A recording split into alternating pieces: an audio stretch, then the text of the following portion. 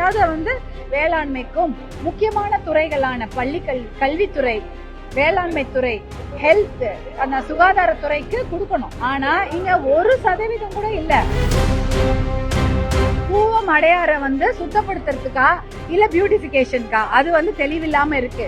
ஏன்னா பியூட்டிபிகேஷன் வேற, சுத்தப்படுத்துறது வேற. சுத்தப்படுத்துறதுனா குப்பையை அள்ளுறது கிடையாது. கொற்ற குப்பையை தடுத்து நிறுத்தினாலே பூவம் அடையாறு சுத்தமாகிவிடும். மதுக்கடைகளை நீங்க மூடலன்னா பெண்கள் வெளியே வர முடியாது. பயந்து தலையை குடிந்து கூட தான் வெளியில வருவாங்க. வேலைக்கு போக முடியாது, பள்ளிக்கூடத்துக்கு போக முடியாது, எந்த ஒரு விஷயத்துக்கும் செல்ல முடியாது என்பதை பற்றி தான் சொல்லியிருந்தேன். அந்த மது ஒழிப்பு பற்றியும் மதுக்கடைகளை மூடுவது பற்றியும். இப்ப ஏஐக்கு முக்கியத்துவம் கொடுத்து நிறைய பட்ஜெட்ல பார்த்திருக்கிறீங்க. ஏஐ கொஞ்ச நாள்ல பாத்தீங்கன்னா நிறைய பேருடைய வேலை வாய்ப்பை பிடுங்கிக் கொள்ள போகுது. கண்டிப்பாக அது நடக்கும். ஏன்னா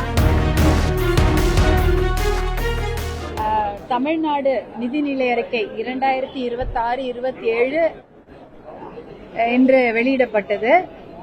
முதற்கான 2 மணி நேரமாக அந்த நிதிநிலை அறிக்கை வெளியிடப்பட்டது. அதுல பாத்தீங்கன்னா சேவை உரிமை பெறும் அந்த சட்டம் இது நிறைவேற்றப்பட்டிருக்கிறது. அது ரொம்ப ரொம்ப வரவேற்கப்பட வேண்டிய விஷயம். பாட்டாளி மக்கள் கட்சியின் நிலைப்பாடு கிட்டத்தட்ட 10 ஆண்டுகளாக இதை பற்றி நாங்கள் பேசிக் கொண்டு வருகிறோம். 2016 சேவை உரிமை பெறும் சட்டத்தை கண்டிப்பாக தமிழ்நாட்டில் கொண்டு வர வேண்டும் என்ற ஒரு நிலைப்பாட்டை நம்ம தொடர்ந்து வலியுறுத்தி கொண்டிருக்கிறோம்.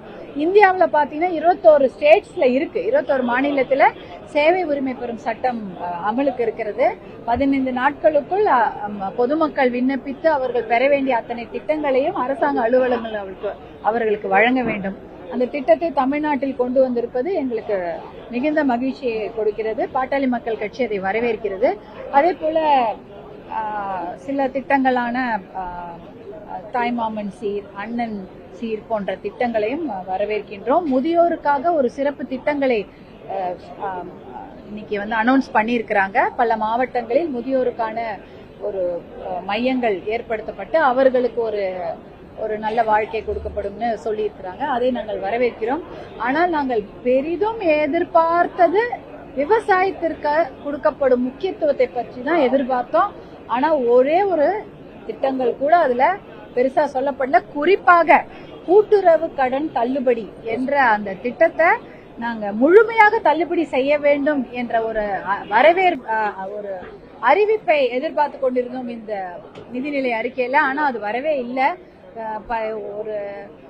அதாவது அதை எதிர்பார்த்து விவசாயிகள் காத்து கொண்டிருக்கிறார்கள். ஆனா இது மிகப்பெரிய ஏமாற்றம் தமிழகத்திற்கு. ஏன்னா வேளாண்மைக்கு தான் முக்கியத்துவம் கொடுக்கணும். ஒரு பட்ஜெட் அப்படின்னா அது 6% ஒரு குறைஞ்சது ஒரு 3% ஜிடிபியாவது வேளாண்மைக்கும் முக்கியமான துறைகளான கல்வித்துறை, வேளாண்மை துறை, ஹெல்த், அந்த சுகாதாரத்துறைக்கு கொடுக்கணும். ஒரு 3% கொடுத்திருக்கணும் குறைஞ்சது. ஆனா இங்க 1% கூட இல்ல. 1%க்கும் கம்மியாக இல்ல 1% கொஞ்சம் கூடுதலாக தான் இந்த மாதிரி முக்கியமான துறைகளுக்கு நிதி ஒதுக்கீடு செய்யப்பட்டிருக்கிறது. குறிப்பாக வேளாண்மை துறைக்கு மிக மிக சொற்பம். அதாவது கடந்த நிதிநிலை அறிக்கையில வழங்கப்பட்டதை விட ஒரு 300 கோடி 400 கோடி 250 கோடி குறைவாக நிதி ஒதுக்கப்பட்டிருக்கிறது. அப்ப என்ன அர்த்தம் பாருங்க. இப்ப யோசிச்சு பாருங்க. வேளாண்மை துறைக்கு தான் அதிகமா கொடுத்திருக்கணும். தண்ணீர் திட்டங்கள், நீர்ப்பாசன திட்டங்களுக்கு முக்கியத்துவம் கொடுத்திருக்கணும். கிட்டத்தட்ட பாத்தீங்கன்னா காவிரி குண்டாறு இணைப்பு திட்டத்துக்கு 150 கோடி ஒதுக்கி இருக்கிறாங்க. ஆனா அந்த திட்டத்துக்கு தேவையான அமௌண்ட் பாத்தீங்கன்னா 2500 கோடியாவது தேவைன்னு சொல்லியிருக்காங்க. ஆனா அதற்கு ஒதுக்கி இருக்கக்கூடிய அளவு 150 கோடி தான். Pennaiyar Palar DPR detail project ரிப்போர்ட்டுக்கு ஒரு 50 கோடியும், காவிரி கொள்ளிடம் அந்த டீடைல் ப்ராஜெக்ட் ரிப்போர்ட்டுக்கு 10 கோடி ஒதுக்கிருக்காங்க. அது பரவாயில்ல. அது டிபிஆருக்கு ஒதுக்கப்பட்டது. ப்ராஜெக்ட் ரிப்போர்ட்டை கேட்டிருக்கிறாங்க. அதற்கப்புறம் அடுத்த ஆண்டு ஒதுக்கப்பட்டா ரொம்ப நல்லா இருக்கும். ஆனா நாங்க மிகவும் எதிர்பார்த்த தர்மபுரி காவிரி உபரிநீர் திட்டத்தை பற்றிய அறிவிப்பு எதுவுமே வரல. அது மிகப்பெரிய ஏமாற்றத்தை கொடுக்கிறது. அதே போல அரியலூர் சோழன் பாசன திட்டம், அதை பற்றி அறிவிப்பு வரவில்லை. காவிரி சரபங்கா திருமணி முத்தாறு இணைப்பு திட்டம், அப்படிப்பட்ட அந்த திட்டத்திற்கான பட்ஜெட் ஒதுக்கீடு பற்றிய அறிவிப்பு வராதது மிகப்பெரிய ஏமாற்றத்தை கொடுக்கிறது.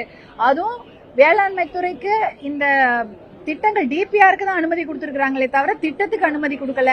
அப்படியே அந்த திட்டத்துக்கு கொடுத்திருந்தாலும் ரொம்ப ரொம்ப கம்மியா கொடுத்திருக்காங்க. இது வந்து கடந்த ஆட்சியில கொடுக்கப்பட்ட வேளாண்மை துறைக்கு ஒதுக்கப்பட்ட நிதியை விட இது ஒரு 250 கோடி குறைவாக இருக்கிறது. அதே போல பள்ளி கல்வித்துறை அதுலயும் பாத்தீங்கன்னா கிட்டத்தட்ட 4000 கோடி குறைவா இருக்கு. 48,000 கோடி பள்ளி கல்வித்துறைக்கு அதாவது கல்வித்துறைக்கு கொடுத்திருக்கிறாங்க கடந்த ஆட்சி காலத்துல. இந்த ஆட்சி காலத்துல இப்ப பாத்தீங்கன்னா 44,000 கோடி தான் ஒதுக்கப்பட்டிருக்கு. 4,000 கோடி குறைவா இருக்கு கல்வித்துறைக்கு. இதெல்லாம் ரொம்ப எப்படின்னா முக்கியமான subject education, health and agriculture, இந்த 3க்குமே நிதி ஒதுக்கீடு குறைஞ்சிருக்குது. இது வந்து ரொம்ப ரொம்ப ஏமாற்றம் அளிக்கிறது. இதனால வந்து நிறைய விஷயங்கள் பாதிக்கப்படும். எல்லாருக்கும் நல்லா தெரியும், தண்ணி இல்லைன்னா சாப்பாடு இல்ல. நீங்க வந்து ரோடுக்கோ இல்ல இப்ப சென்னைக்கு வந்து நிதி ஒதுக்குறீங்க தெருக்களை சுத்தமாக வைத்துக் கொள்வதற்கும் அதனுடைய இன்ஃப்ராஸ்ட்ரக்சர் டெவலப் பண்றதுக்கு. கூவம் அடையாற வந்து சுத்தப்படுத்துறதுக்கா இல்ல பியூட்டிபிகேஷனுக்கா, அது வந்து தெளிவில்லாம இருக்கு. ஏன்னா பியூட்டிபிகேஷன் வேற, சுத்தப்படுத்துறது வேற. சுத்தப்படுத்துறதுனா குப்பையை அள்ளுறது கிடையாது. கொற்ற குப்பையை தடுத்து நிறுத்தினாலே கூவம் அடையாறு சுத்தமாகிவிடும். அதுதான் மெயின். கூவம் அடையாறுக்குள்ள என்ன சுத்தமாது, மக்கள் வெளிவிடக்கூடிய அந்த டிரைனேஜை அங்க கொண்டு வந்து கொட்டுறதும், பக்கத்துல இருக்கக்கூடிய நிறைய தொழிற்சாலைகள் இருந்து கழிவு நீரும் தான் இந்த கூவம் அடையாற மாசுபடுத்துது. தமிழ்நாட்டில் உள்ள அத்தனை நகராட்சிகளிலும் சுத்தமான அசுத்தமான சாக்கடை கழிவு நீரை தான் சுத்தமான தண்ணியில கலக்குறாங்க. எல்லா ஊர்லயும் நடக்குது. சென்னை மட்டும் இல்ல, தருமபுரியிலே அதான் நடக்குது. ஆற்று நீரில் மாசுபட்ட கழிவு நீர் கலக்கிறது. இதை தடுத்து நிறுத்தணும்னா அதுக்கு நிறைய செலவு பண்ணணும். இது கூவம் அடையாறு ஏற்கனவே இது மாதிரி 100 முறை அனௌன்ஸ் பண்ணிட்டாங்க. அத போல ஒரு திட்டமா வெறும் பியூட்டிபிகேஷன் அழகுபடுத்துறதா இல்ல குப்பையை சுத்தப்படுத்துறதா, கலக்கக்கூட கழிவு நீரை அது சோர்ஸ்லயே தடுத்து நிறுத்துறதா, இப்படிப்பட்ட தெளிவுகளை கொடுத்திருக்க வேண்டும். அதை பத்தி எதுவும் இதுல இல்ல, வெறும் திட்டம் மட்டும் சொல்லியிருக்கிறாங்க. அதனால இது வந்து தண்ணீரை சுத்தப்படுத்தக்கூடிய அந்த திட்டங்களுக்கு நிறைய விரிவான திட்ட அறிவிப்பும் வர வேண்டும். அதே சமயம் அதுக்கு நிறைய நிதியும் ஒதுக்க வேண்டும். அப்புறம் இன்னொன்னு வந்து ஸ்போர்ட்ஸுக்கு முக்கியத்துவம் கொடுத்து பட்ஜெட்ல பண்ணிருக்காங்க. ஸ்போர்ட்ஸுக்கு வந்து பிள்ளைகளுக்கு 1 மணி நேரம் பள்ளிக்கூட நேரத்தை விட தாண்டி 1 மணி நேரம் ஸ்போர்ட்ஸுக்கு முக்கியத்துவம் கொடுத்திருக்கிறதா அனௌன்ஸ் பண்ணிருக்காரு அமைச்சர். ஆனா நீங்க என்ன பண்ணிட்டீங்க, ஏற்கனவே 300 பேருக்கு இருந்த உடற்பயிற்சி ஆசிரியரை 700 பேருக்கு ஒருத்தர்னு மாத்திட்டீங்க. அப்ப ஒரு உடற்பயிற்சி ஆசிரியர் 700 பேருக்கு எடுக்கணும்னா அவர் 3 ஸ்கூலுக்கு போகணும். சில கிராமத்துல பாத்தீங்கன்னா ஒரு ஸ்கூல்ல ஒரு 300 பேர் தான் இருப்பாங்க. அப்ப அந்த உடற்பயிற்சி ஆசிரியர் 3 ஸ்கூலுக்கு போவாரா, 3 இடத்துல இருப்பாரா? எனக்கு அது தெளிவில்லாம இருக்குது. அப்ப ஸ்போர்ட்ஸுக்கு முக்கியத்துவம் கொடுத்தீங்கன்னா நீங்க அதுக்கு இன்ஃப்ராஸ்ட்ரக்சருக்கு முக்கியத்துவம் கொடுக்கணும். இடம் மட்டும் கட்டிட்டா போறாது, அதுக்கு நீங்க மேன் பவர் கொடுக்கணும். இப்ப எல்லாமே பாத்தீங்கன்னா பாத்ரூம் பத்தி சொல்லிருக்கீங்க. பள்ளிக்கூடங்கள்ல கல்லூரிகள்லாம் அரசு கல்லூரிகள்லயோ பள்ளிக்கூடங்கள்லயோ பாத்ரூம்லாம் சரியில்லை, அதெல்லாம் கொஞ்சம் சரி பண்ணணும், இன்ஃப்ராஸ்ட்ரக்சர் சரி பண்ணணும், நல்ல சுகாதாரமாக இருக்க வேண்டும் என்றால் திருப்பி அதற்கு ஆட்களை போட வேண்டும். இப்ப பற்றாக்குறை தான், ஆட்கள் பற்றாக்குறை. எல்லாமே ஒப்பந்தம், கான்ட்ராக்ட், டெம்பரரி பேசிஸ், மறுபடி இதான் நடந்துட்டு இருக்குது. அப்போ யாருக்குமே வேலை வாய்ப்பு, அரசு வேலை வாய்ப்பு, அந்த கிரேட் 4 எல்லாம் சொல்லுவாங்க இல்லையா, அதெல்லாம் இல்லவே இல்லையா? அரசு வேலை வாய்ப்பு பத்தி இதுல எந்த அறிவிப்பும் இல்ல. கிட்டத்தட்ட 6 லட்சம் பணியிடங்கள் இருக்கு, காலியா இருக்கு. அதை நிரப்புவதற்கு, சம்பளம் கொடுப்பதற்கு அதை பற்றி எந்த அறிவிப்புமே இந்த பட்ஜெட்ல இல்ல. இதெல்லாம் கொஞ்சம் ஏமாற்றம் தான். இதெல்லாம் நம்ம கவனிச்சிருக்கணும். நீங்க பாத்ரூம் கிளீன் பண்ணணும்னா ஆள் போடணும் இல்ல, திருப்பி டெம்பரரி இந்த ஒப்பந்ததாரர் என்ன பண்ணாங்க, 2000 ரூபாய்க்கு பாத்ரூம் கிளீன் பண்றாங்க. நீங்க போய் பல பள்ளிக்கூடங்கள்ல போய் பாருங்க, மாதம் 2000 ரூபாய் சம்பளத்திற்கு அனைத்து கழிவறைகளையும் சுத்தம் செய்யக்கூடிய பணியாளர்களை நாங்களே பார்த்திருக்கிறோம். 2000 ரூபாய்க்கு அவங்க கிளீன் பண்ணா எப்படி கிளீன் பண்ணுவாங்க? அவங்க கிளீனா பண்ண மாட்டாங்க, சுத்தமா தான் இருக்காது.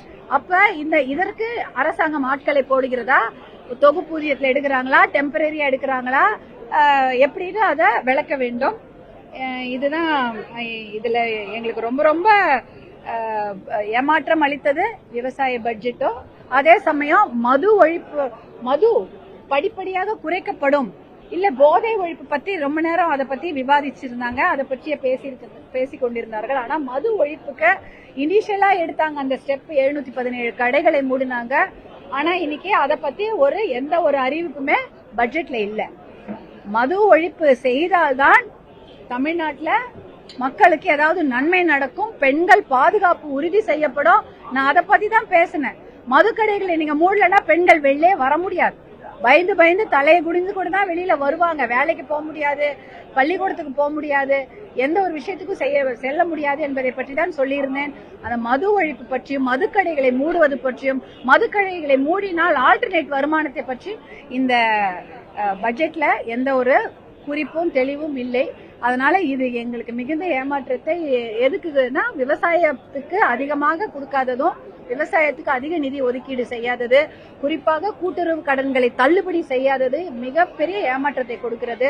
நீர்ப்பாசன திட்டங்களுக்கு முக்கியத்துவம் கொடுக்காதது மிகப்பெரிய ஏமாற்றத்தை கொடுக்கிறது. விவசாயத்தை சுத்தமாகவே ஒரு முக்கியத்துவம் இல்லாம அதை விட்டுட்டாங்களோ அப்படின்ற ஒரு மன வருத்தத்தை இந்த பட்ஜெட் எங்களுக்கு கொடுக்குது. மது ஒழிப்பு பற்றியும் மதுக்கடைகளை மூடுவதை பற்றியும் அதை பற்றிய எந்த ஒரு அறிவிப்பும் இந்த பட்ஜெட்ல இல்ல. அதுவும் எங்களுக்கு மிகப்பெரிய ஏமாற்றத்தை கொடுக்கிறது. நன்றி. தமிழ்நாட்டுல இப்ப நிதி பற்றாக்குறை ரொம்ப கடுமையா இருக்கு. இன்னும் 2 ஆண்டுகளுக்கு இந்த பிரச்சனை சரி செய்ய எங்களுக்கு கால அவகாசம் வேணும்.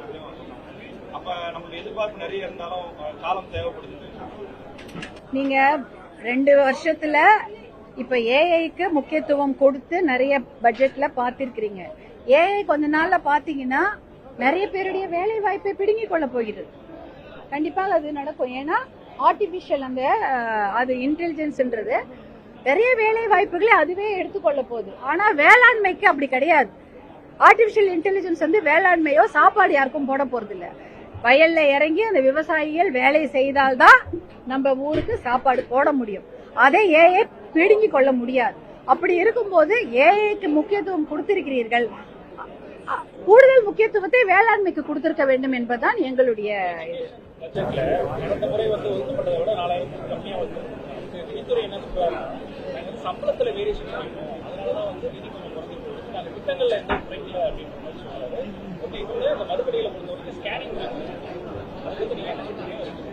இல்ல இப்போ கல்வித்துறையில 4000 கோடி கம்மியா கொடுத்திருக்கிறாங்க. ஆனாலும் ஓராசிரியர் பள்ளிகள் எத்தனை இருக்கிறது தெரியுமா? ஆயிரக்கணக்கான பள்ளிகள் ஓராசிரியர் பள்ளிகள் தான். 1வதுல இருந்து அது தொடக்க கல்வி, 1வதுல இருந்து 5வது வரைக்குமே ஒரு 25-30 குழந்தைங்க படிக்கிறாங்கன்னா ஒரு ஆசிரியர் வைத்துக்கொண்டு என்ன பண்ணுவாங்க? அது ரொம்ப கஷ்டம். அந்த ஒரு ஆசிரியரே தலைமை ஆசிரியராகவும் இருப்பாரு, அவரே தான் அங்கன்வாடியில போய் சமைக்கவும் செய்வாரு. இதேதான் வேலை. அவங்க திடீர்னு மீட்டிங் கூப்பிடுவீங்க, மீட்டிங் கூப்பிட்டா போகணும். அதே சமயம் ஆசிரியர்கள் வைத்துதான் பல வேலைகளை அந்த பகுதியில செய்ய போறீங்க. அப்போ ஓராசிரியர் பள்ளிகள் ஆயிரக்கணக்கான பள்ளிகள் இருக்கிறது. அப்படி இருக்கும் பொழுது அதுல கூடுதலாக ஆசிரியர்களை நியமித்து அவங்க பசங்களுக்கு பள்ளிக்கூடத்திற்கு தொடக்க கல்விக்கு முக்கியத்துவம் கொடுத்திருக்க வேண்டும். அதுதான் பண்ணிருக்கணுமே தவிர அதனால அதிகமா தான் பட்ஜெட் செலவு பண்ணிருக்கணும். ரொம்ப கம்மி, 1% கம்மியா தான் இருக்குது பட்ஜெட்.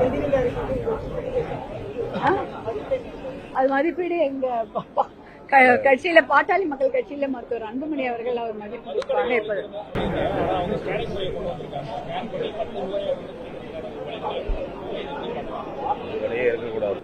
நாங்க எங்களுடைய கொள்கையை படிப்படியாக முற்றிலுமாக மதுவிலக்கு வேண்டும் என்பதுதான். ஆனா படிப்படியாகவாவது மதுக்கடைகளை மூடி பெண்களுக்கு ஒரு மன நிம்மதியை, கிராமத்து பெண்களுக்கு போய் பாருங்க, மன நிம்மதி என்பதே கிடையாது. இந்த மதுக்கடைகளால் அவங்களுக்கு படும் அவஸ்தை சொல்லி மாளாது, பாவமா. அதனால அந்த மதுக்கடைகளை மூடுவதோ சந்துக்கடைகளை மூடுவது என்பது அது மிகப்பெரிய வரப்பிரசாதமாக அமையும். அதற்கு ஆல்டர்னேட் வருமானம் என்பது எவ்வளவு விஷயம் இருக்கிறது. அந்த ஆல்டர்னேட் வருமானம் அது கொண்டு வரதுக்கான திட்டங்களை பாட்டாளி மக்கள் கட்சியின் வரைவு நிதிநிலை அறிக்கை ஒரு 10 நாட்களுக்கு முன்னால் மருத்துவர் அன்புமணி அவர்கள் சென்னையில வெளியிட்டாங்க. அதுல நாங்க தெளிவா குறிப்பிட்டிருக்கிறோம். ரொம்ப ஹோப்ஃபுல்லா தான் எதிர்பார்க்கிறோம். இல்ல நல்ல திட்டங்களை கொடுப்பாங்க. ஆனா இதுல காவிரி தருமபுரி உபரிநீர் திட்டம் வரல, சரபங்க மணிமுத்தாறு திட்டத்தை பத்தி நிதி ஒதுக்கீடு செய்யல. அப்புறம் ஒதுக்கீடு செய்த அத்தனையும் பாத்தீங்கன்னா ரொம்ப ரொம்ப டிபிஆருக்கு தான் ஒதுக்கீடு செய்திருக்கிறாங்க. அப்ப எப்படி இருக்கும் நாளைக்கு தான் பாக்கணும். ஆமா, நாளைக்காவது கடன் தள்ளுபடி. அதாவது எப்பயுமே நாங்க ஒரு விஷயம் சொல்லி இருக்கிறோம், கிட்டத்தட்ட பட்ஜெட்ல வந்து அக்ரிகல்ச்சர் பட்ஜெட்ல வந்து இந்த விவசாய இடுபொருட்களுக்காக மானியங்கள் வழங்குவது, உரம், சீடுனா அந்த விதைக்கு, அதே சமயம் உரத்துக்கு மானியம் கொடுக்கறது, விவசாய பொருட்கள் இருக்கு இல்லையா, மம்முட்டியோ கலப்பையோ டிராக்டரோ எல்லாத்துக்கும் மானியம் கொடுக்கறது. இதுக்கு ஒதுக்கப்படுற பட்ஜெட் நிறைய, கிட்டத்தட்ட 30,000 கோடி 32,000 கோடி ஒதுக்குறாங்க. அந்த பட்ஜெட்டை குறைச்சிட்டு அதுல 16,000 கோடிய இந்த கூட்டுறவு கடன் தள்ளுபடி செய்துடுங்க. ஏன்னா விவசாயிகள் அந்த கடப்பாரையும் மம்முட்டியும் தேவையில்லைங்கிறாங்க. அந்த பட்ஜெட்ல வந்து எல்லாமே முறைகேடுகள் தான் அதிகமாக நடைபெறுகிறது. ஏன் தெரியுங்களா? இந்த மானியம் சொல்லிட்டு அதுல முறைகேடுகள் தான் அதிகமாக நடைபெறுகிறது. விவசாயிக்கு அந்த மானிய திட்டங்கள் எதுவுமே ஒழுங்காக போய் சேரவில்லை. அதனால அந்த 32,000 கோடி பட்ஜெட்ல அதுல பாதி 16,000 கோடி கூட்டுறவு கடன் தள்ளுபடி செய்திருங்க அப்படின்றது அவங்களுடைய கோரிக்கையா இருக்கு. அந்த கோரிக்கையை இன்னைக்கு நான் திருப்பி தமிழக அரசுக்கு நாங்க வைக்கிறோம். ஏனென்றால் நாளைக்கு அக்ரிகல்ச்சர் பட்ஜெட், விவசாய பட்ஜெட் வெளியிட போறீங்க. அந்த வேளாண் நிதிநிலைத்துறை அறிக்கையில அப்படிப்பட்ட ஒரு நல்ல செய்தியை நாளைக்கு சொல்வீர்கள் என்று, விவசாயத்துல கூட்டுறவு கடன் முழுமையாக தள்ளுபடி செய்யப்படும் என்ற ஒரு நல்ல அறிக்கையை நாளைக்கு விவசாய நிதிநிலை அறிக்கையில தெரிவிப்பார்கள் தமிழக அரசு என்று நம்பிக்கையோடு காத்திருக்கிறோம். நன்றி.